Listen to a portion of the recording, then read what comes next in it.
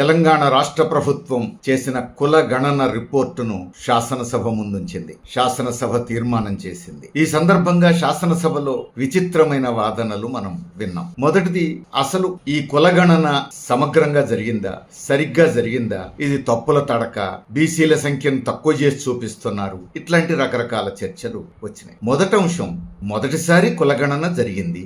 ఆ కులగణన ప్రభుత్వం చేపడుతున్న సమయంలో కోర్టు జోక్యం చేసుకున్నది. దానికి చట్టబద్ధత కల్పించాలి, డెడికేటెడ్ కమిషన్ ఉండాలి అని చెప్పింది. ఆ మేరకు డెడికేషన్ కమిషన్ తో ప్రొసీడ్ అయింది రాష్ట్ర ప్రభుత్వం. సర్వే జరిగింది, రిపోర్ట్ వచ్చింది. సర్వే సమగ్రంగా జరిగిందా, ఆ రిపోర్టు ఖచ్చితంగా అక్యురేట్ అని చెప్పగలమా, అది చాలా కరెక్ట్ గణాంకాలనే ఇస్తున్నది, అందులో ఏమాత్రం లోటుపాట్లు లేవు అని చెప్పగలమా, అట్లా చెప్పడానికి లేదు. ఖచ్చితంగా కొన్ని తప్పులుండే అవకాశం ఉంది. ఆ సమాచారం 100% కరెక్టే అని చెప్పలేము. అది 99% కరెక్ట్ కావచ్చు, 98% కావచ్చు, 95% కావచ్చు, 90% కావచ్చు. కానీ ఎంతో కొంత అందులో లోపం ఉండే అవకాశం ఉంది. ఎందువల్ల, ఆ సర్వే జరుగుతున్న సమయంలోనే చూసినాం మనం. మొట్టమొదట ప్రతిపక్ష నాయకులు అనేక మంది ఈ సర్వేకి సహకరించాల్సిన అవసరం లేదనే పద్ధతుల్లో చర్చ చేశారు.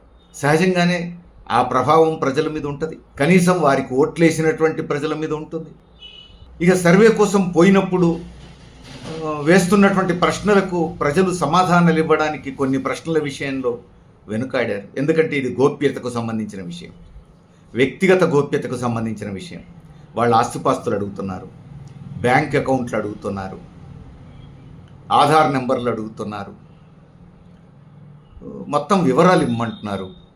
ఇది మా వ్యక్తిగత సమాచారం, మేము ఈ రూపంలో ఇవ్వాల్సిన అవసరం ఏమిటి అనే సందేహాలు సహజంగానే ప్రజలకు ఉన్నాయి. ఇది గోప్యతకు సంబంధించిన సమస్య కూడా.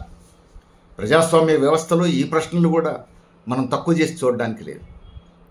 కాబట్టి కొన్ని కుటుంబాలు అసలు మేము వివరాలు పొమ్మన్నారు. కొన్ని కుటుంబాలు కొన్ని ప్రశ్నలకే సమాధానం చెప్పారు. ఇవన్నీ ఉన్నాయి. ఇప్పుడు చూసాం కదా, సాక్షాత్తు కేటీఆర్ గారు, హరీష్ రావు గారే సర్వేలో పాల్గొనలేదు, వాళ్ళ సమాచారం ఇవ్వలేదు అని శాసనసభలో ముఖ్యమంత్రి ప్రస్తావించిన విషయం చూసినాం మనం. సాధారణ ప్రజల్లో ఇంకా అనేక మందికి ఆ సందేహాలు ఉండొచ్చు కదా. ఇప్పుడు అందువల్ల కొంత సమాచారం ఉండాల్సినంత అందులో ఉండకపోవచ్చు, లేదా కొంత లోటుపాట్లు కూడా ఉండొచ్చు. ఏం లోటుపాట్లున్నా, దానికి ఎన్ని పరిమితులున్నా, ఉన్న దాంట్లో లేటెస్ట్ సమాచారం అది. రాష్ట్రంలో కులాల వివరాలకు సంబంధించి ఉన్న లేటెస్ట్ అందుబాటులో ఉన్న గణాంకాలు అవి. అంతకంటే అక్యురేట్గా, అంతకంటే కరెక్ట్గా చేసిన సర్వే ఇంకేదన్నా వస్తే అప్పుడు దీనికంటే అది ప్రాతిపదిక చేయొచ్చు. ఇప్పటివరకు ఉన్న గణాంకాలు అవి. అంతకంటే అక్యురేట్ గణాంకాలు మన కళ్ళ ముందు లేనప్పుడు దీంట్లో ఆ తప్పులున్నాయి, ఈ తప్పులున్నాయని శాపనార్థాలు పెట్టడం వల్ల ఉపయోగం లేదు. ఉన్న సమాచారాన్ని మనం సద్వినియోగం చేసుకోవడం ఎట్లా, భవిష్యత్తులో దాన్ని మరింత పరిపుష్టం చేయడం ఎట్లా, జరిగిన లోటుపాట్లు ఏమన్నా ఉంటే సవరించడం ఎట్లా, ఈ వైపు ఆలోచించాలి. ఎట్లా సవరించవచ్చు అని అంటే, ఇప్పుడు ఎంత చట్టబద్ధంగా ఇప్పుడు కులగణన జరిగిందనుకున్నా మన రాజ్యాంగం ప్రకారం ఒక రాష్ట్ర ప్రభుత్వం చేసేటువంటి కులగణనకు పరిమితులు ఉన్నాయి. కులగణన కేంద్ర ప్రభుత్వం చేయాలి. జనాభా లెక్కలతో పాటు కులగణన కూడా చేయాలి. కేంద్ర ప్రభుత్వం కులగణన చేసినప్పుడు అది రాజ్యాంగబద్ధం అవుతుంది, చట్టబద్ధం అవుతుంది, దానికి వ్యాలిడిటీ వస్తుంది. అందరూ దాన్ని ప్రామాణికంగా తీసుకోక తప్పదు. రెండోది, దేశవ్యాప్తంగా కులగణన జరిగినప్పుడు సమగ్రత వస్తుంది. ప్రాంతీయంగా ఉన్నటువంటి విభేదాలు, ప్రాంతీయ అసమానతలు కూడా అందులో స్పష్టంగా వ్యక్తం అవుతాయి. ఒక రాష్ట్రంలో వెనకబడిన తరగతి కావచ్చు, మరో రాష్ట్రంలో అభివృద్ధి చెందిన తరగతి కావచ్చు. ఎస్సీల్లో ఉన్నవాళ్లే ఒక రాష్ట్రంలో ఎస్సీలో ఉన్నవాళ్ళు, ఇంకొక రాష్ట్రంలో బీసీలు ఉన్నారు, చూస్తున్నాం మనం. ఒక రాష్ట్రంలో ఎస్టీల్లో ఉన్నవాళ్ళు ఇంకో రాష్ట్రంలో బీసీలుగా ఉన్నారు, మనం చూస్తున్నాం. మరో రాష్ట్రంలో అభివృద్ధి చెందిన తరగతులుగా పరిగణించబడుతున్న వాళ్ళు కూడా ఉన్నారు. అందుకని దేశవ్యాప్తంగా సమగ్రంగా ఈ సర్వే చేస్తే, కులగణన చేస్తే వచ్చే ఫలితం ఎక్కువ ఉంటుంది. అది తెలంగాణకి కాదు, మొత్తం దేశానికి ప్రయోజనం చేకూర్చుతుంది. తర్వాత ఈ కులగణన ద్వారా వచ్చేటువంటి సమాచారం లోతుగా విశ్లేషణ చేయాల్సిన అవసరం ఉంది. మేధావులు, స్వచ్ఛంద సంస్థలు, ప్రజా సంఘాలు, రాజకీయ పార్టీలు లోతుగా చర్చించాల్సిన అవసరం ఉంది. లోతైన పరిశీలన ద్వారా వచ్చినటువంటి అంశాల ప్రాతిపదిక మీద చట్టసభల్లో లోతైన చర్చ జరగాలి. నిర్దిష్టమైనటువంటి ప్రతిపాదనలు పెట్టాలి. ఆర్థిక, సామాజిక, సాంఘిక, సాంస్కృతిక రంగాల్లో తీసుకునే చర్యలు ఏమిటి అనే వైపు మనం ఆలోచించాలి. అప్పుడు మాత్రమే నిజమైనటువంటి మార్పుకు ఉపయోగపడుతుంది. అందుకని ఈ ఆర్థిక, సామాజిక, సాంఘిక, సాంస్కృతిక, రాజకీయ రంగాల్లో తీసుకోవాల్సిన చర్యల గురించి సమగ్రంగా ఆలోచించకుండా దాంట్లో ఒక పార్శ్వం మాత్రమే తీసుకొని, అందులో ఒక ముక్క మాత్రమే తీసుకొని దానికి భాష్యాలు చెప్పడం మొదలు పెడితే అది ఈ సర్వే ఫలితాలు మనకు ఉండాల్సినంతగా ఉండవు. అందుకని ఇలాంటి సర్వేలు సత్ఫలితాలు ఇవ్వాలి అంటే అది రాష్ట్రం కాకుండా కేంద్రం చేయాలి. బాధాకరమైంది, కేంద్రంలో బీజేపీ సర్కారు కులగణన చేయడానికి సిద్ధంగా లేదు. ఎందుకంటే బీజేపీని నడుపుతున్నది ఆర్ఎస్ఎస్. బీజేపీ ఆర్ఎస్ఎస్ రాజకీయ విభాగం మనందరికీ తెలిసిందే. ప్రధానమంత్రి నరేంద్ర మోడీ, రక్షణ మంత్రి అమిత్ షా, వీళ్ళందరూ కూడా ప్రధానమంత్రి, హోంమంత్రి, అత్యధిక మంత్రులు ఆర్ఎస్ఎస్ ప్రచారకులుగా, ఆర్ఎస్ఎస్ కార్యకర్తలుగా పనిచేసిన వాళ్ళే. కాబట్టి ఆర్ఎస్ఎస్ అడుగుజాడల్లో నడుస్తారు, ఆర్ఎస్ఎస్ దిశానిర్దేశం ప్రకారం నడుస్తారు. ఆర్ఎస్ఎస్ మనుస్మృతిని అమలు జరపాలంటున్నది, మనువాదం అమలు జరగాలంటున్నది. ఇప్పుడున్న రాజ్యాంగం ఉండడానికి వీల్లేదని ఆర్ఎస్ఎస్ చెప్తున్నమాట. మనువాదం చెప్తున్నది ఏంటి? కుల వ్యవస్థ ఉండాలి అని చెప్తున్నది. ఇప్పుడున్న నిచ్చెన మెట్ల కుల వ్యవస్థ ఉండాలి అనేది ఆర్ఎస్ఎస్ చెప్పేది. ఈ కుల వివక్ష ఉండాలి, ఈ అసమానతలు ఉండాలి అని చెప్పేది ఆర్ఎస్ఎస్. మరి అలాంటి ఆర్ఎస్ఎస్ డైరెక్షన్స్కి అనుగుణంగా నడిచేటువంటి బీజేపీ నాయకులు, ప్రధానమంత్రి, హోంమంత్రి, ఆ మంత్రివర్గం కులగణన చేపడతారా? ఒకసారి కులగణన అంటూ చేసిన తర్వాత ఈ ఆర్థిక, సామాజిక, సాంస్కృతిక అసమానతలన్నీ కూడా బయటకు వస్తాయి. కాబట్టి ఈ అసమానతలను రూపుమాపేందుకు ఏం చర్యలు తీసుకోవాలనే చర్చ అనివార్యంగా దేశంలో ముందుకు వస్తుంది. అలాంటి చర్చ ఆర్ఎస్ఎస్కు, బీజేపీకి మింగుడు పడని చర్చ. అందుకని అలాంటి కులగణనకు బీజేపీ నాయకత్వం, కేంద్ర ప్రభుత్వం సిద్ధంగా లేవు. మరి సిద్ధంగా లేనప్పుడు ఏం చేయాలి అన్నప్పుడు తెలంగాణలో కాంగ్రెస్ ప్రభుత్వం ఎంత ఉపయోగపడితే అంత ఉపయోగపడుతుంది, మేము చేస్తామన్నారు. మంచిదే, ఎంత ఉపయోగపడితే అంత ఉపయోగపడుతుంది. ఆ సమాచారాన్ని తీసుకుందాం, లోతుగా అధ్యయనం చేద్దాం, సమగ్రంగా అధ్యయనం చేద్దాం. దాని ఆధారంగా రాష్ట్రంలో ఈ సామాజిక అసమానతల నిర్మూలనకు ఏం చేయగలమో ఆలోచిద్దాం. అటువైపు దృష్టి ఉండాలి అందరిది. దాంట్లో ఇప్పుడు కోడిగుడ్డుకి ఈకలు వీకినట్టుగా దాని మీద ఈకలు వీకే ప్రయత్నం చేస్తే ఉపయోగం లేదు. దానికి పరిమితులు ఉన్నాయి, ఆ రిపోర్టుకు పరిమితులు ఉన్నాయి, నో డౌట్. కానీ ఉన్న సమాచారం అది, లేటెస్ట్గా సమాచారం అది, దాన్ని సద్వినియోగం చేసుకోవాలి. కానీ బాధాకరమైన విషయం, హాస్యాస్పదమైన విషయం, ఈరోజు శాసనసభలో చూస్తే 8 మంది శాసనసభ్యులున్న బీజేపీ నాయకులు వాళ్ళు మాట్లాడుతున్న తీరు తెలంగాణ ప్రజలనే అపహాస్యం చేసేట్టుగా ఉంది. ఏమంటున్నారు వాళ్ళు? ఒక వితండవాదం చేస్తున్నారు. ఈ కులగణన ద్వారా రాష్ట్రంలో బీసీల సంఖ్యను తక్కువ చేసి చూపిస్తున్నారు అని ఆరోపణ చేస్తున్నారు. వీళ్ళకంటే ముందే కేంద్రంలో మీరు అధికారంలో ఉన్నారు, మీరు దేశమంతా కులగణన చేస్తే అందులో తెలంగాణలో కూడా భాగం అవుతుంది కదా. తెలంగాణలో మీరు శాస్త్రీయంగా చేసి సరైనటువంటి లెక్కను ప్రజల ముందు ఉంచితే మిమ్మల్ని ఎవరొద్దన్నారు? అసలు ప్రజలు కోరుతున్నది అది కదా. మీరు చెయ్యకపోవడం వల్ల కదా రాష్ట్ర ప్రభుత్వం చేయాల్సి వచ్చింది. మీరు చెయ్యరు, చేసిన వాళ్ళను వంకలు పెడతారు, పైగా కావాలనే చేశారంటారు. రాష్ట్ర ప్రభుత్వం చేసిన సమగ్ర కులగణన సమగ్రంగా లేదు, అది లోటుపాట్లు ఉన్నాయి, సరిగ్గా చేయలేదు చిత్తశుద్ధి లేదు, ఇట్లాంటి విమర్శలు కాదు బీజేపీ నాయకులు చేస్తున్నది.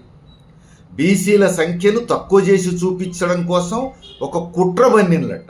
ఇప్పుడు శాసనసభలో బీజేపీ శాసనసభాపక్షం ఉపనాయకులు చేసిన ప్రసంగంలో ఈ మాట కుట్ర బన్నారు అని, కుట్రకోణం వెతుకుతున్నారు ఇందులో కూడా. ఈ కుట్రలేమి లేకుండా మోడీని మీరు నిలదీయొచ్చు కదా. ప్రధానమంత్రి సిద్ధపడితే దేశంలోనే కులగణన చేయొచ్చు కదా. అప్పుడు ఈ కుట్రలకు అవకాశం ఉండదు కదా. మీరు కరెక్ట్ లెక్కలు దేశం ముందు ఉంచవచ్చు కదా. ఎందుకు ఇట్లాంటి వంకర టింకర మాటలు మాట్లాడతారు? ఎందుకు బాధ్యతారహితంగా మాట్లాడతారు? అంతేకాదు, ఇప్పుడు తప్పుడు లెక్కలు ఇచ్చారట, కుట్రపూరితంగా బీసీల సంఖ్యను తక్కువ చేసి చూపించారట. కాబట్టి స్థానిక సంస్థల ఎన్నికల్లో రిజర్వేషన్లు తగ్గిపోతాయంట. అందుకని 6 నెలలు వాయిదా వేసైనా సమగ్రంగా చేసి అప్పుడు ఎన్నికలకు పోవాలంట. అసలు స్థానిక సంస్థల ఎన్నికల్లో 42% రిజర్వేషన్లు ఇవ్వాలంటే ఇప్పుడు చేసిన కులగణన ప్రాతిపదిక మీద కూడా ఇవ్వచ్చు. కానీ రాష్ట్ర ప్రభుత్వానికి ఆ అధికారం లేదు. ఆ విషయం బీజేపీ శాసనసభ్యులకు తెలవదా? కేంద్ర ప్రభుత్వం చట్టం చేయాలి కదా. బీసీ రిజర్వేషన్లు ఆ మేరకు 42% స్థానిక సంస్థల్లో పెంచాలి అంటే కేంద్ర ప్రభుత్వం పార్లమెంట్లో చట్టం చేయాలి కదా. మరి పార్లమెంటు నడుస్తున్నది అక్కడ. మరి వాళ్ళు ఇక్కడ 6 నెలలు వాయిదా వేయమని ఎందుకు అనాలి? కేంద్రంలోనే చట్టం చేయమనొచ్చు. ఆ చట్టం చేయడానికి ఇప్పుడున్న తెలంగాణలో జరిగిన కులగణన రిపోర్టు అవసరం కూడా లేదు. ఇక్కడ ఇప్పుడు 52% బీసీలు ఉన్నారని తేలింది ఇప్పుడు ఈ సర్వే ద్వారా. మీరు ఇంకా ఎక్కువ ఉంటారంటున్నారు. 52% ఉన్నా, ఇంతకంటే ఎక్కువ ఉన్నా కేంద్రంలో చట్టం చేస్తే అది 42%కే. ఇప్పుడు అందరు అడుగుతున్నది అదే. 42%కి బీసీ రిజర్వేషన్లు పెంచాలి స్థానిక సంస్థల ఎన్నికల్లో అని. దానికి ఇప్పుడు ఉన్న కులగణన రిపోర్టు కూడా అవసరం లేదు కదా. కేంద్ర ప్రభుత్వం మీ చేతుల్లో ఉంది. చేయండి, చట్టం చేయండి. చట్టం చేస్తే వెంటనే అమలు చేయొచ్చు కదా. మీరు చట్టం చేయకుండా మీ చేతుల్లో అధికారం పెట్టుకొని తప్పించుకొని తిరగడం మొదలు పెడితే, చేస్తున్నోళ్లను వంకబెట్టడం మొదలు పెడితే, రాళ్ళు వేయడం మొదలు పెడితే, ఇది తెలంగాణ ప్రజలకు మీరు ఏం చెప్పదలుచుకున్నారు? తెలంగాణ ప్రజలు నమ్మి మీకు 8 పార్లమెంటు సీట్లు ఇచ్చారు, నమ్మి మీకు 8 శాసనసభ సీట్లు ఇచ్చారు. పైగా 8 మంది పార్లమెంటు సభ్యుల్లో 2 కేంద్ర మంత్రివర్గంలో ఉన్నారు, మంత్రులు. మరి కేంద్ర మంత్రి పదవులను ఉపయోగించుకొని 8 మంది పార్లమెంటు సభ్యులను ఉపయోగించుకొని కేంద్రంలో మోడీ ప్రభుత్వం మీద మీ పలుకుబడిని ప్రయోగించి ఒత్తిడి చేసి ఒప్పించాలి కదా. ఆ పని చేయకుండా ఇక్కడ శాసనసభలో రాళ్ళేస్తే ఉపయోగం ఏంటి? మీరు చేయని పని ఇక్కడ ఎంతో కొంత వాళ్ళకి చేతనైంది చేసింది. దాని మీద రాళ్ళేసే పని ఎందుకు చేస్తున్నారు? ఇంతకంటే అన్యాయం ఇంకేముంటుంది? రాష్ట్ర చరిత్రలో 8 మంది పార్లమెంటు సభ్యులు తెలంగాణ ప్రజలు నమ్మి మీ చేతుల్లో అన్ని పదవులు పెడితే అక్కడ కొట్లాడాల్సింది పోయి, అక్కడ మీ ప్రభుత్వం మీద ఒత్తిడి చేయాల్సింది పోయి, మీ పలుబడిని అక్కడ ఉపయోగించాల్సింది పోయి ఇక్కడ శాపనార్థాలు పెడితే ప్రయోజనం ఏమిటి? ఇక బీఆర్ఎస్ నాయకత్వం మరీ హాస్యాస్పదంగా మాట్లాడుతున్నారు. బీఆర్ఎస్ నాయకులు వీళ్ళు కూడా అదే మాట మొదలు పెట్టుకున్నారు. బీసీల సంఖ్య తక్కువ చేసి చూపిస్తున్నారు. బీఆర్ఎస్ నాయకత్వంలో చేసిన సమగ్ర కుటుంబ సర్వేనే కరెక్ట్ అంటున్నారు. ఆ సర్వే ప్రకారం ఎక్కువ మంది బీసీలు ఉన్నారంటున్నారు. మరి ఆ రిపోర్టు మడతపెట్టి ఫైల్లో ఎందుకు దాచిపెట్టుకున్నారు? దేశంలో ఉన్న ఎక్కడెక్కడున్నోళ్లనో బెదరగొట్టి రాష్ట్రానికి రప్పించి సర్వే చేసినామన్నారు కదా. ఆ రిపోర్టును ప్రజల ముందు ఉంచకుండా, శాసనసభ ముందు ఉంచకుండా అది ఫైల్లో పెట్టుకొని మీ రాజకీయ ప్రయోజనాల కోసం మాత్రమే వాడుకున్నారు. ఎందుకు చేశారు ఈ పని?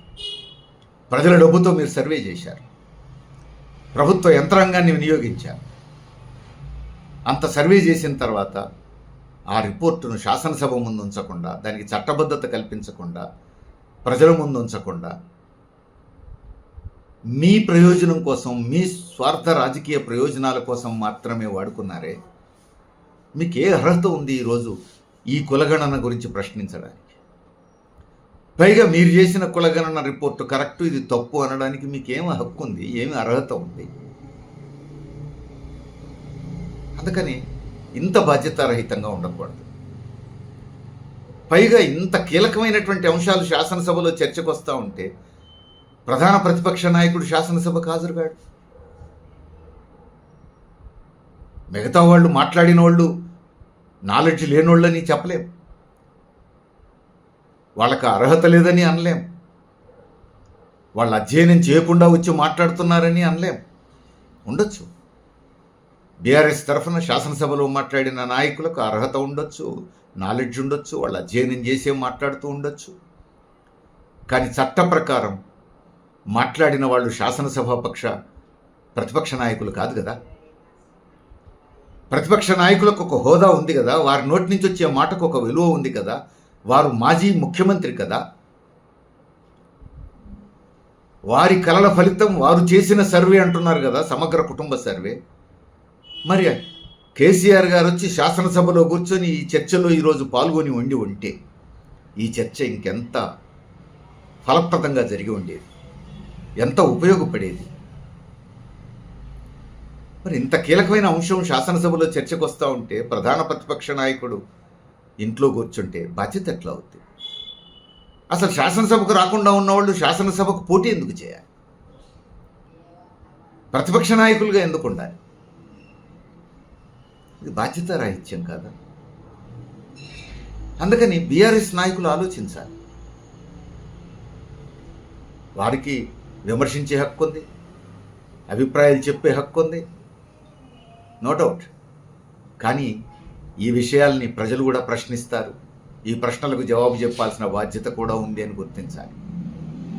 అధికారంలో ఉన్నప్పుడెప్పుడు ఎట్లాగూ ఎవరు ప్రశ్నించినా ఖాతరు చేయలేదు.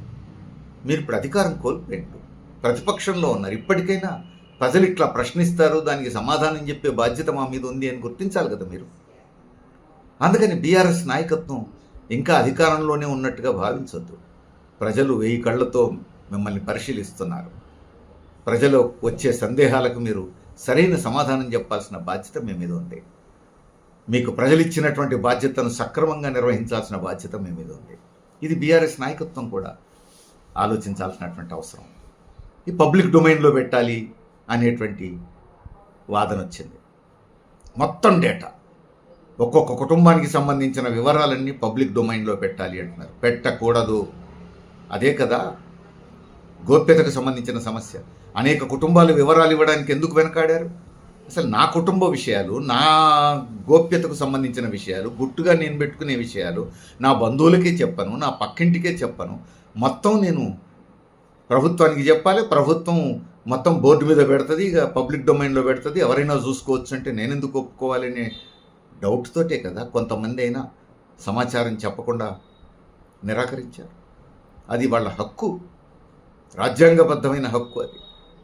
అందుకని ఇన్ని కుటుంబాల సమాచారం అంతా సేకరించింది కాబట్టి అది పెట్టండి, నోటీస్ బోర్డు మీద పబ్లిక్ డొమైన్లో పెట్టండి, వెబ్సైట్లో పెట్టండి అని అంటే తప్పది.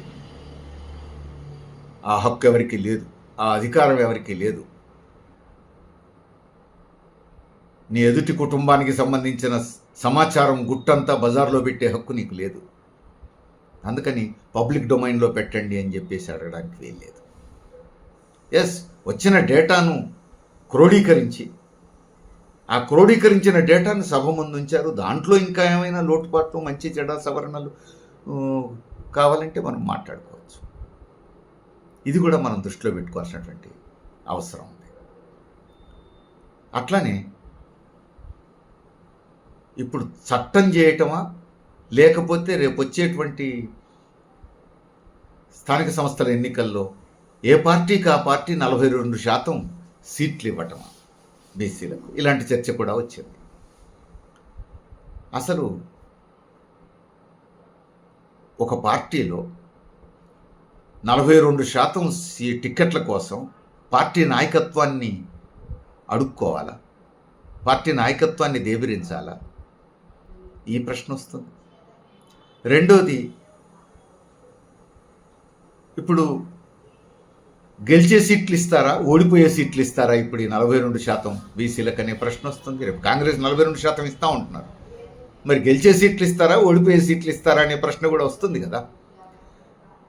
మహిళా రిజర్వేషన్ విషయంలో బీజేపీ కూడా అదే చెప్పింది, ఆయా పార్టీల్లో ఇవ్వండి మహిళలకు అని. అప్పుడు కూడా ఇదే ప్రశ్న నేను వేశాను. దేశంలో చాలామంది ఈ ప్రశ్నే వేశారు. ఇప్పుడు కూడా అదే ప్రశ్న వేస్తారు. ఓడిపోయే సీట్లు ఇస్తారా, గెలిచే సీట్లు ఇస్తారా? రెండోది పార్టీ నాయకుల దయాదాక్షిణ్యమా? అది కాదు కదా. అది చట్టబద్ధమైతే ఫలానా సీటు ఫలానోళ్ళకి రిజర్వ్డ్ అన్న తర్వాత ఏ పార్టీ అయినా ఆ సామాజిక తరగతికి చెందిన వ్యక్తినే పోటీ పెట్టాల్సి వస్తుంది. కాబట్టి గెలిచే సీట్ ఇచ్చినలా, ఓడిపోయే సీట్ ఇచ్చినలా అనే సమస్య లేదు. దయాదాక్షిణ్యాల మీద అమలు జరగడం అనే సమస్య రాదు. చట్టబద్ధత కీలకం. అందుకని స్థానిక సంస్థల్లో 42% రిజర్వేషన్లు పెంచడం అనేది చట్టబద్ధంగా జరగాలి తప్ప ఏ పార్టీకి ఆ పార్టీ మేమిస్తామంటే మేమిస్తాం, నువ్విస్తావా అంటే నువ్విస్తావా, సవాళ్ళు ప్రతి సవాళ్ళు, ఇవి ఉపయోగం లేదు. ఇది ఓట్ల కోసం ఆడేటువంటి నాటకాలు అవుతాయి తప్ప చిత్తశుద్ధి అనిపించుకోదు. మరి ఇప్పుడు చట్టబద్ధత రావాలంటే కేంద్రం చట్టం చేయాలి. అదే కదా శాసనసభ తీర్మానం చేసి కోరుతున్నది కేంద్రాన్ని. అసలు శాసనసభ తీర్మానం చేసేదాకా ఎందుకు ఆగాలి? కేంద్రం చేయాలి కదా. శాసనసభ తీర్మానం దాకా ఎందుకు ఆగాలి? ఇక్కడ కులగణన అనే మాట కాంగ్రెస్ నాయకత్వం నుంచి వచ్చినాడే ఇక్కడున్న 8 మంది పార్లమెంటు సభ్యులు, బీజేపీ పార్లమెంటు సభ్యులు, వీళ్ళు కులగణన చేసేదాకా ఆగొద్దు, మనం కేంద్రంలో పార్లమెంట్లో చట్టం చేద్దాం, స్థానిక సంస్థల్లో 42% రిజర్వేషన్లు ఇద్దామని ఎందుకు అడగలేదు? అది కదా కీలకం. అందుకని చట్టబద్ధత అది కీలకం. అట్లనే ఇంకొక ప్రశ్న వస్తుంది, ఇంకొక వాదన వస్తుంది. బీసీ ముఖ్యమంత్రిని చేస్తారా, లేదు మా ప్రధానమంత్రి బీసీ, లేదా మా రాష్ట్రపతి ఎస్టీ, మా మంత్రివర్గంలో కేంద్ర మంత్రివర్గంలో బీసీలు ఇంతమంది ఉన్నారు, మరి మీరు ఇంతమందిని ఇస్తారా? ఇట్లాంటి వాదనలు బీజేపీ నాయకులు చేస్తారు. ఎవరు చేసినా ఈ వాదనలు తప్పు. ఎందుకంటే ఒక బీసీని ముఖ్యమంత్రి చేస్తే బీసీల అందరి జీవితాలు మెరుగుపడిపోతాయా? ఒక ఎస్సీని ముఖ్యమంత్రిని చేస్తే ఎస్సీల జీవితాలన్నీ బాగుపడిపోతాయా? ఇప్పుడు ప్రధానమంత్రి బీసీ అని చెప్పుకుంటున్నారు, అది నిజమో కాదో ఎవరికి తెలియదు. మనం బీసీనే అనుకుందాం, మరి దేశంలో బీసీలందరూ ఎవరు బాగుపడలేదే? రాష్ట్రపతి ద్రౌపది ముర్ము గారిని రాష్ట్రపతి చేశారు. ఒక ఆదివాసీ కుటుంబం నుంచి వచ్చారు, గిరిజన కుటుంబం నుంచి. మరి దేశంలో గిరిజనుల బతుకులన్నీ బాగుపడ్డాయా? బాగుపడడం కాదు. మణిపూర్లో మన కండ్ల ముందు ఒకవైపు గిరిజన రాష్ట్రపతి మాకు అని మనం చెప్పుకుంటున్న సమయంలో మణిపూర్లో ఆదివాసీ మహిళల్ని నడి రోడ్డు మీద 1000 మందిని సామూహిక లైంగిక దాడి చేస్తుంటే దేశం నివ్వెరపోయి చూస్తోంది కదా. రాష్ట్రపతి గిరిజన కుటుంబం నుంచి వచ్చినంత మాత్రాన ఆపగలిగారా అక్కడ? అందుకని ఒక వ్యక్తి ముఖ్యమంత్రి అయితే ఆ సామాజిక తరగతి అంతా బాగుపడుతుందనేది అబద్ధం. ఆ ముఖ్యమంత్రి అయిన వ్యక్తి కాంట్రాక్టులు సంపాదించుకోవడానికి, డబ్బు సంపాదించుకోవడానికి, తనకు అనుకూలమైనటువంటి విధానాలు రూపొందించుకోవడానికి ఉపయోగపడితే ఉపయోగపడవచ్చు, లేదా ఆ కుటుంబం బాగుపడవచ్చు, ఆ కుటుంబం సంబంధించిన కొంతమంది బంధుమిత్రులు బాగుపడవచ్చు. కానీ ఆ సామాజిక తరగతి అంతా బాగుపడితే ఏముండదు. ఇప్పుడు కేంద్ర మంత్రివర్గంలో ఇంతమందికి బీసీలకు మంత్రి పదవులు ఇచ్చామంటున్నారు, ప్రధానమంత్రి బీసీ అంటున్నారు, కేంద్ర మంత్రి పదవులు చాలామందికి బీసీలకు వచ్చినాయి అంటున్నారు. మరి వీళ్ళందరూ ఏం చేస్తున్నారు? గోళ్ళు గిళ్ళుకుంటూ కూర్చున్నారా? ఏం చేస్తున్నారు? కులగణన జరగాలి అని చెప్పి ఎందుకు పట్టుబట్టలేకపోతున్నారు? ఎందుకు పట్టుబట్టలేకపోతున్నారంటే ఆర్ఎస్ఎస్ దానికి వ్యతిరేకం. కులగణన ఆర్ఎస్ఎస్ విధానం, అది. దాన్ని ప్రశ్నించగలిగేటువంటి ధైర్యం వీళ్ళకు లేదు, ఎందుకంటే వీళ్ళందరూ ఆర్ఎస్ఎస్ కాబట్టి. అందుకని రాజకీయ పార్టీ విధానం ఏంటి అనేది ప్రశ్న. నీ బీజేపీ విధానం ఏంటి? ఆర్ఎస్ఎస్ చెప్పేదే నువ్వు చేస్తున్నావు. అందుకని బీజేపీ విధానం ఏంటి, కాంగ్రెస్ విధానం ఏంటి, బీఆర్ఎస్ విధానం ఏంటి, కమ్యూనిస్ట్ పార్టీల విధానాలు ఏంటి? ఇది కదా ప్రశ్న. అందుకని విధానాలను బట్టే ఉంటాయి. ఒక వ్యక్తి ముఖ్యమంత్రి అయితే అన్నీ మారవు.